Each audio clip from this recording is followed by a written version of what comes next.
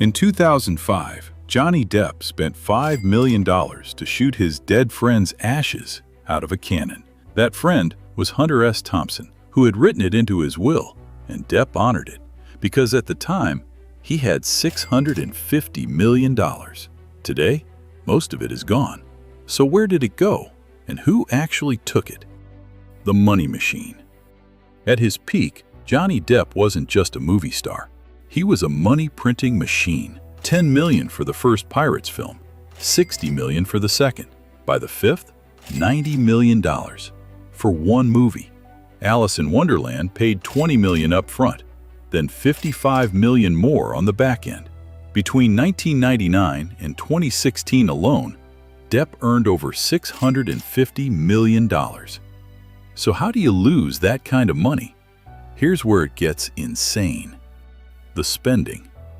Part of the answer is simple. He spent it, but not in a normal way. $30,000 a month on wine, $200,000 a month on private jets, $75 million on 14 homes, $18 million on a 150-foot yacht. He pushed back on that wine number in Rolling Stone, not to deny it, but because, his words, it was far more.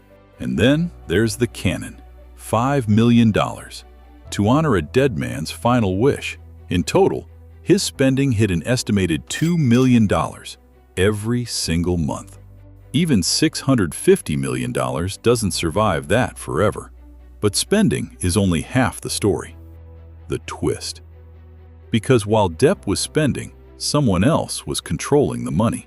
For 17 years, one company handled everything.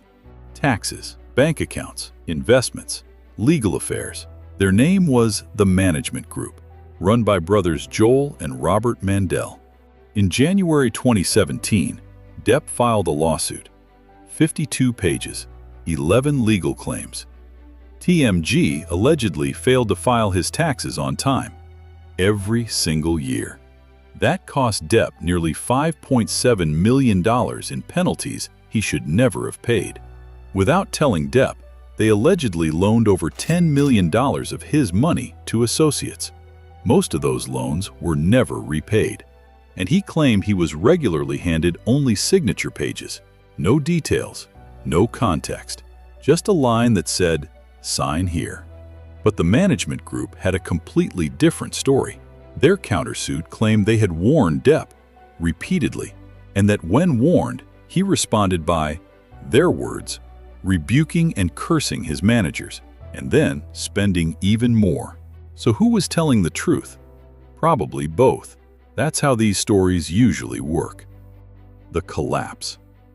By 2016, the empire was crumbling. A 15-month marriage to Amber Heard ended in divorce. $7 million settlement. His management team was threatening to foreclose on his home. Disney dropped him from Pirates of the Caribbean 6, a deal that would have paid him $22.5 million.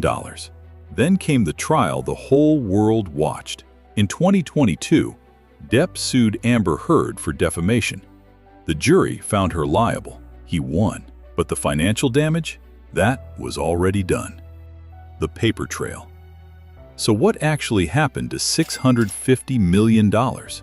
Some of it he spent lavishly, knowingly, relentlessly. Some of it may have been taken through mismanagement, unauthorized fees, and deals made without his knowledge. But here's the thing nobody talks about. For 17 years, Depp never looked at the books. Today, he's worth an estimated $150 million. He's filming again, rebuilding. Not bad for a comeback, but a long way from $650 million. And that is the paper trail.